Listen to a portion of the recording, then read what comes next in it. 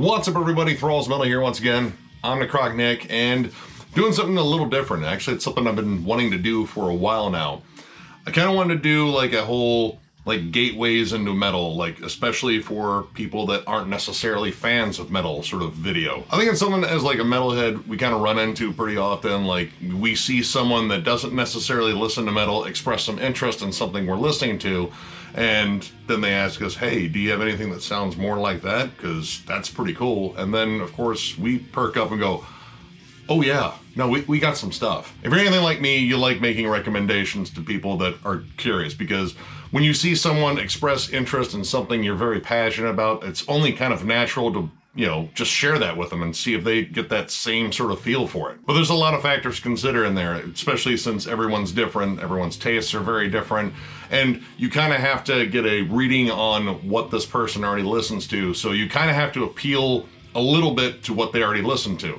So let's say they were into more rock-oriented stuff, or electronic stuff, or the very wide swath of things that are called alternative. You kind of want to find something that is definitely in the metal spectrum that sort of lands in those areas because it already has something they like in it. So I picked 10 albums that I think kind of appeal to a lot of different tastes on here, and I kind of stayed away from mostly very popular bands. Of course there are bands in here that people who listen to metal definitely know, but people outside of metal, maybe not as much. So there's no Ghost in here, even though they are great at being a gateway band into metal for damn sure. No Metallica, no Korn, no Five Finger Death Punch, obviously, because they fucking suck, but they are a good gateway into metal, I have to admit that. I just hope that people that get into Five Finger Death Punch first listen to some other stuff that is light years fucking better and just kind of move past that bullshit. Now, some of these albums I've actually had some success with in terms of converting the uninitiated, so to speak.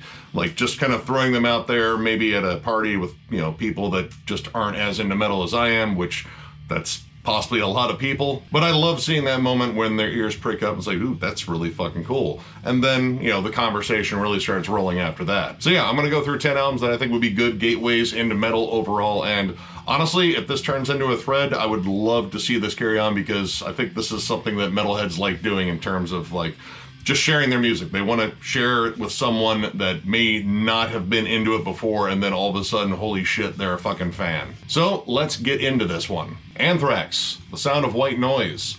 Now, this one might be slightly divisive with Anthrax fans. This is where John Bush took over on vocals, and they, I would say, drastically changed their sound to something more akin to hard rock, groove metal. It became more accessible. John Bush's vocals, light years different than Joey Belladonna's, but honestly, I think that's one of the main appeals in here. Joey has a great fucking voice. I'm a diehard fan of Joey Belladonna, but I'm also a big fan of John Bush, and he has that gruff rock delivery.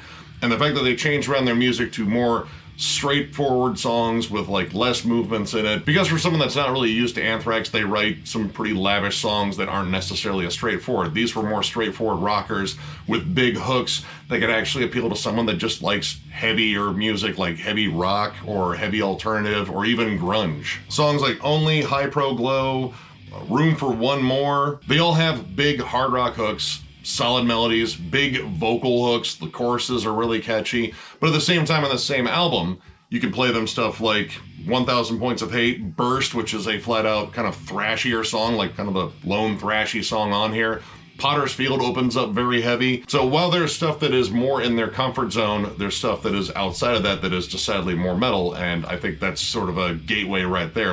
You get them to listen to the entire album, they're gonna find stuff, again, that's very familiar if they're a big fan of hard rock and alternative rock, but they're also going to find some stuff that is way more on the metal spectrum. And honestly, someone that's listened to Metallica, the Black Album or something like that, they're going to find stuff they like in here. I mean, everyone's listened to fucking Metallica, and the time it took for me to bring up Metallica, they probably sold another 1,000 copies of the Black Album, and it's been streamed another 1,000,000 times. But yeah, this I think is a solid gateway, again, especially if they're into more just straightforward heavy rock, but again, there's a lot of metal stuff on here that, could flip them over to the dark side, and that's kind of what we want. ASG, Survive Sunrise. Now, in terms of stuff that is at least labeled more metal, The stuff that I think seems to work a lot is stoner metal because it kind of latches on to a classic rock sound. It's about the warmth and the fuzz. And another band that I think most people have listened to at some point is Black Sabbath, and Black Sabbath is all over stoner metal, sludge metal, doom metal. And this is sort of atmospheric stoner metal / sludge metal with big vocal hooks. And vocals are generally the big complaint when it comes down to, non-metalheads. Like, they fucking growl so much. And you're like, you complain so much. But I get it. It's not for everyone. This one, predominantly clean vocals, big choruses. There's a lot of harmonizing effects, so it gets that extra sort of catchiness there. And occasionally you get some blood-curdling screams, which you have to at least pepper in little bits of that to get them used to possibly what they're going to listen to in the future, because, well, not everything in metal is all clean singing. But if you're starting them off, probably start off with some stuff that has more clean vocals, which is definitely a theme that carries on in this list. But for people that don't necessarily get into like heavier music, there's a lot of chill atmosphere in here. It's kind of trippy. There's a lot of like just lush soundscapes, the warm production. I've actually had people, that aren't necessarily metalheads jam this and go like, dude, that's really fucking good. I kind of like that. So for me, at least this one has been at least a tested success in some rights, and they've actually got into some heavier stuff and they just want to jam some more of the stoner doom stuff, which, hey, that's a great fucking place to start too, because again, that Black Sabbath comfort zone, it's kind of important to metal. There's definitely some other albums I could recommend by this band, of course, because I do love this band, but I think this one has some of the best hooks on here. The song Heavy Scars is absolutely amazing. Lamb Song is flat out beautiful with giant soaring vocals, and I love the atmosphere on it. But at the same time, you get some heavier songs like Up From My Dreams and God Knows We. Those are just heavier songs with bigger riffs and maybe a little bit more tenacity to them. So again, a big important thing is having something that is already within this person's comfort house theoretically, but having stuff that is also outside of it on the same album. And this definitely has all that. So yeah, if you've never checked that out or have never subjected a non-metal fan to this album, this would be a solid gateway. Catatonia, The Fall of Hearts. Now, one thing I think you have to get non-metalheads used to is the fact that a lot of metal is very dark and somber and dreary. Like, that isn't the universal theme, but man, metal's really fucking good at it. And Catatonia is, well, excellent bummer music. But they do it exceptionally well pretty much since their inception, though the sound has changed over the years, and they've employed, well, predominantly all clean vocals now, which again, that's a good way to get a non-metalhead in because they bitch about growling. This album in particular, I think, is one of their catchiest, but it's also one of their most well-written ones. There's some proggier elements.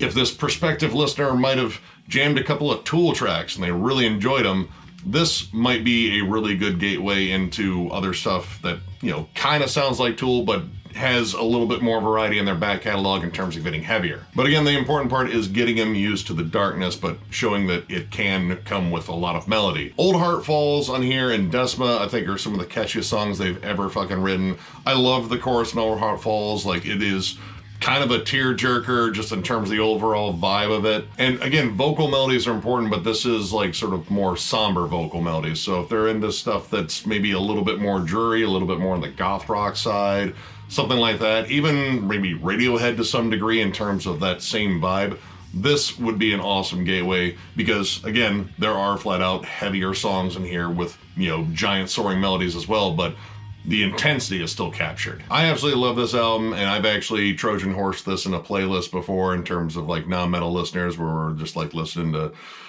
like 90s rock and shit and play them, like namely Old Heart Falls, and like, oh wow, this is really good. And it's like, yeah, it's unbearably depressing, but it is really catchy, isn't it? Would you like to hear more? And then if they say yes, hopefully I get control of the fucking Bluetooth speaker and get to play them a whole bunch of their killer shit. So yeah, if you've never tried this one out in terms of our metalhead viewers right now, this would be a really good one. And if there's a non-metalhead watching right now, check this out. I think you'd really dig this. Devin Townsend Project, Transcendence. I had to squeeze Devi in here in some facet, but again, all his albums are so wildly different and they explore a lot of different moods. I kind of had to find one that just has kind of like a good universal sound, and Transcendence, I think, is just a solid album in terms of capturing mostly what he's about. The giant production, the lavish songs, and this is pretty much one of those for people that think metal is all about brutality and heaviness and just anger all the time. This explores a myriad of different emotions, and musically it reaches for the stars and gets a fucking hold of them. The songwriting here is absolutely fantastic, namely because it's fucking Devin Townsend. And in terms of like greeting someone to how larger than life metal can be, and how far reaching in terms of like genre hopping and employing different elements into songs, Devin Townsend is probably the way to do it, but again, having to narrow it down to one album that I would think would do it was kind of tough, but this one, it just has solid songs that are very hooky, and it's kind of just a good amalgamation of what all he does. Higher on here might be one of my favorite songs he's ever done. It is absolutely gigantic. There are huge choirs in it. It has blisteringly heavy moments, but it also has just giant hooks left and right. And the melodies and the giant scope of the song, I've seen it in trance from fucking non-metalheads. Like, wow, that's fucking impressive. What the hell is going on here? It's like literally everything. Just listen. It's amazing. But you even have songs that are a little bit more centered on just like straightforward hooks like Stormbending and Failure. And one of the cool things I think this album does, and Devin Townsend in general, is maybe more positivity in metal and making it not come across as cheesy. He really knows how to emote well in his music, and I think that is sort of like a universal connecting thing with most people in music. At least for me, one of my favorite things is connecting to an album or a song on an emotional level, and if it can kind of make you feel something other than just like, yeah, this is cool. That's awesome. That's real connection, and I think this is like a great example of that. Plus, if they're a bit of a prog fan, like they just like maybe like classic Yes and Rush, but generally those people tend to like metal too, they might really dig this. And just in terms of showing off how clever and intricate songwriting can be in metal, this is a pretty solid one to show off. But yeah, I would say this is probably the most centered one I could think of in terms of Devin Townsend. Like, I thought about using Addicted. That has some great pop hooks on it, but I don't think that showcases everything he does, and I think this is just a good, again, amalgamation of just kind of what Devi does. And again, in terms of like, you know, getting him into like heavier stuff, there's good heavier moments on here that at least can kind of ease him into possibly what to expect later on in terms of just going down the metal rabbit hole. But yeah, if you've never used this one before to convert one of the uninitiated again, this would not be a bad one. Oceans of Slumber, self-titled. Now, this one I picked mainly because there's a lot of people out there that like vocally driven music, like where the vocals are right up front, they're the absolute centerpiece, and this one showcases a band that is top tier in terms of talent, but they have such an exceptional vocalist up front that it really draws you in. Cammie's vocals across this band's entire history are flat out amazing. She is one of my favorite female singers in metal right now. But the cool thing is the music behind it is, again, very genre bending. And the fact that they squeeze in some absolutely brutal moments on this album and then go into just some of the catchiest fucking songs in terms of like just straightforward vocal melodies and guitar melodies and all that. I think this is like a really good sort of hazing into metal in general, because you get metal at possibly its most extreme with like flat out death metal, because there's definitely like more progressive death metal on here, but you also get like big, like almost kind of like Seven Dust-ish sort of like sing-songy big rock hooks. In particular, To the Sea, A Tolling of Bells, and The Colors of Grace. Straight up giant rock hooks. I think anyone that can appreciate melody and just good songwriting would appreciate these songs. With how this album has these big polar shifts just in terms of this soft, beautiful, sing-songy melodies versus some exceptionally brutal moments, I think that's going to get prospective metal fans more used to at least stuff that will come on later. But the main thing is the fact that there are brutal moments on here as well as a lot of just very hooky moments. Kind of similar to Devin Townsend or maybe like even Opeth in a way. But the main thing is I think you have to at least give them a small dose of the more brutal stuff just so they know what to expect, but make sure there is plenty of stuff that is just kind of universally catchy, like just solid melodies. And this album delivers that on all fronts. They actually have a new album coming out. I'm very excited for that one. But yeah, if you have never jammed this one for a prospective listener that's kind of on the fences about, I don't know about this metal thing, give them a couple of tracks off of this, and then, you know, if they express some more interest, just jam on the whole album and see how they react to the heavier moments, kind of polarizing the softer moments. Who knows, it might actually win them over, but yeah, check this one out regardless. Propagandhi, Victory Lap. This is for the people that are more into punk, because honestly, I think Propagandhi is one of the best examples of punk and metal merged very successfully, just in terms of like still capturing all these cool thrashy riffs with the punk attitude. Specifically, I'd say this band might be a great gateway into thrash metal in general, because there's sort of an intersecting line in terms of the attitude and even the themes in terms of thrash metal and punk. So this is mostly for, like, say you got a friend that was like big into, like, you know, Warped Tour and all that shit. I believe these guys played Warped Tour once or twice. Mixed amongst all the fucking Hot Topic fucking emo bands, there's this awesome punk band that loves metal. Again, this has way more melodic vocals, but it's the sort of pivoting back and forth between punk and metal that I think is the really appealing side, because you get to hear decidedly more metal riffs in a overall punk band. And for someone that's only been listening to more like punk oriented stuff, hearing these, you know, decidedly more aggressive, chuggy riffs with like big harmonies, that might be something that, you know, makes them want to go listen to like a fucking Metallica album or a fucking Anthrax album or something. There were a lot of different albums I could have brought up by Propagandhi, but I think this is one of their most well-rounded. I love the song Comply Resist, how it starts off very softly and then goes full tilt into thrashy punk, and man, the machine gun riffs in it are fucking fantastic, but at the same time you have these big giant vocal hooks that kind of keep driving the song as well. This band has been one of my favorite bands just in terms of straddling that line between punk and metal for years. They've been doing such a great job. I'm stoked every time I hear they got a new release, and actually even for like metalheads that don't necessarily like punk, I like to play this and say, see, you know, punk's cool, like this still has all the attitude, but you get more, you know, dynamic riffs. But yeah, if you have a punker buddy that, you know, on the fence about metal, like maybe they like some hardcore, play them this, because there are decidedly flat out metal riffs on here, and this might be a great gateway. So yeah, check it out. Tesseract Sunder.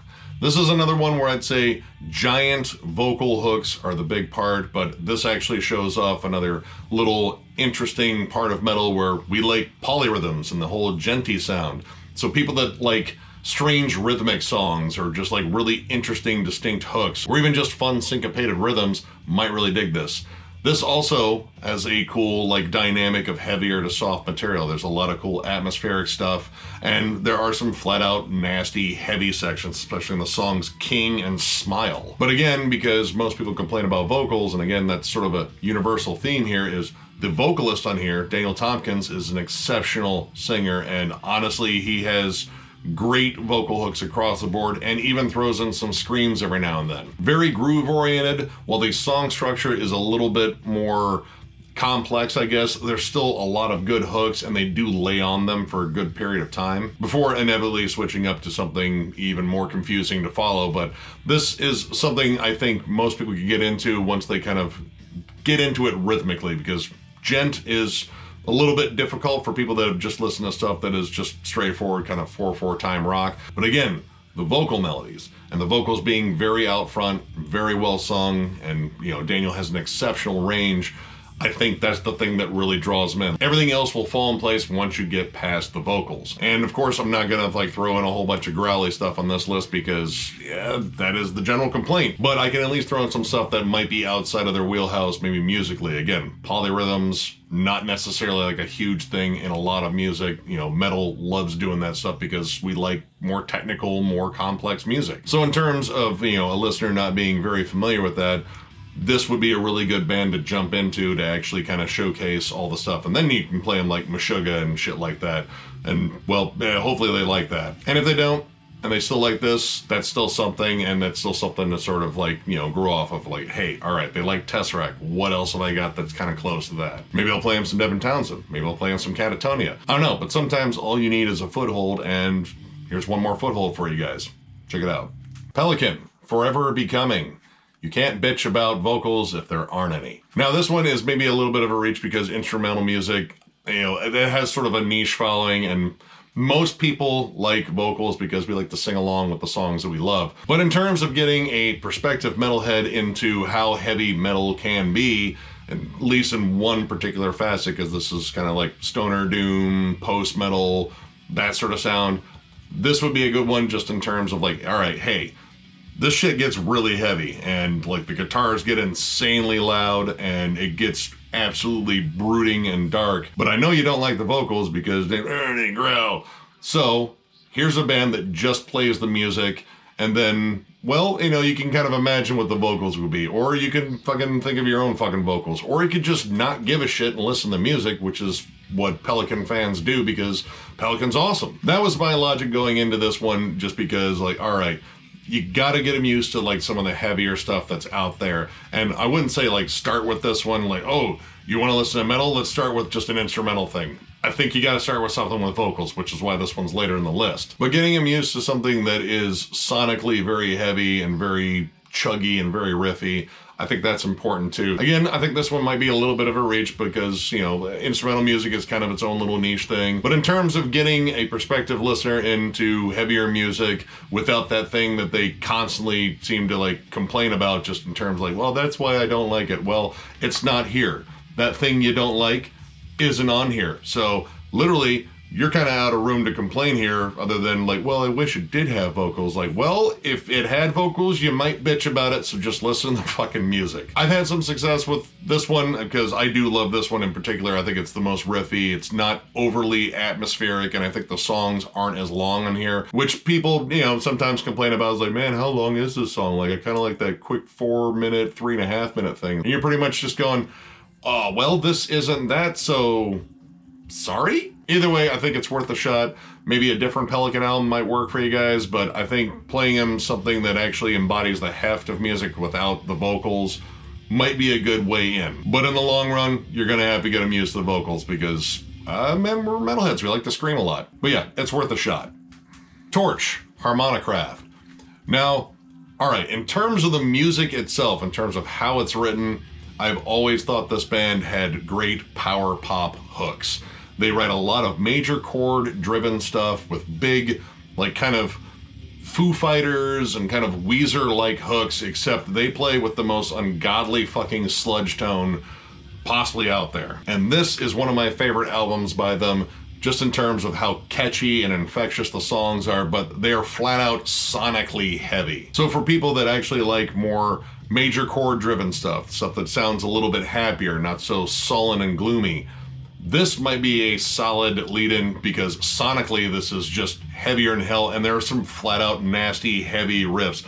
Reverse Inverted and In Pieces in particular have great chuggy riffs on it, but again, it's kind of about the whole vibe of it. It feels upbeat, it feels like just a fun rocker because, man, these songs are fucking fun. Letting Go, Snakes Are Charmed, they have such poppy hooks, but they're delivered in such a way that it is just a flat out metal fucking vibe to sort of power pop songwriting. And again, this is one I played for non-metalheads, and they kind of noticed that too. It's like, this doesn't have like the metal vibe. Like, it doesn't feel pissed off. It doesn't feel angry or brooding or dark. It feels kind of light and airy, but it's just really heavy, and it definitely has like metal riffs on it. So it kind of, you know, fucks with the brain a little bit, you know, catches them off guard because they're expecting like all the screams and everything once they hear all the guitar tones and everything. But what you get are more tuneful bellows and, again, a lot of major poppy chords, and I think that resonates probably a little bit harder with non-metalheads because that might be what they're used to listening to. I thought about using Neanderthal on this one, but I think this one is just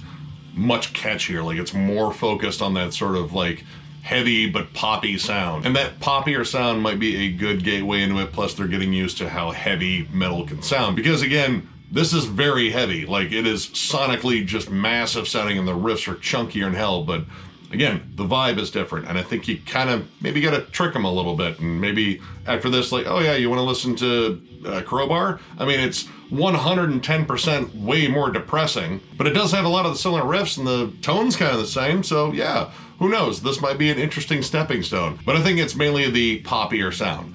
It sounds poppy, but it's played through a metal filter, and I think that could be the main thing that gets a non-metalhead into metal. At least that's what I'm banking on when I play this album for non-metalheads, which I have before, and yeah, it's been a good chunk that liked it. So yeah, try this one out.